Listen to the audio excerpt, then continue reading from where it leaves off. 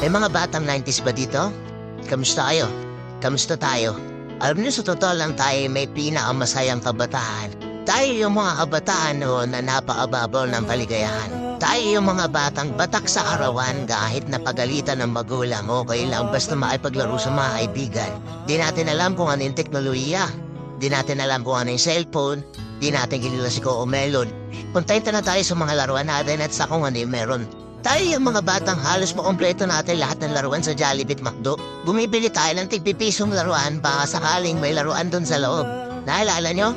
Noong mga panahon, nadahanap pa tayo ng dagamba kung saan-saan. Nadahanap tayo ng mga sahan ng puno para maipaglaro ng baril-barilan. Kukuha tayo ng gulong sa tabi-tabi tapos paggugulungin lang natin kung saan-saan. Mabibwisit tayo kapag hindi tayo pinayagan ng magulang natin maipaglaro sa mga kaibigan natin sa ulanan. Tayo yata yung mga huling batch ng mga bata na nakikipaglaro pa ng tagu-taguan. Totoo lang, di ba? Real talk. Tayo yung mga simpleng batch ng mga bata. Tayo yung mga batang napakasimple lang ng kaligayahan. Pero yung mga batang yun ngayon nagsilakihan na. Andito na tayo sa tunay na hamon ng buhay. Yung struggle natin ibang-iba. Pero magtataka ka, yung mga bata ngayon iba na rin sila. Yung mga bata ngayon piling nila mas magaling pa sila sa magulang nila. Yung mga bata ngayon nagre-rebelde agad kapag hindi na pagbigyan yung mga simpleng gusto nila.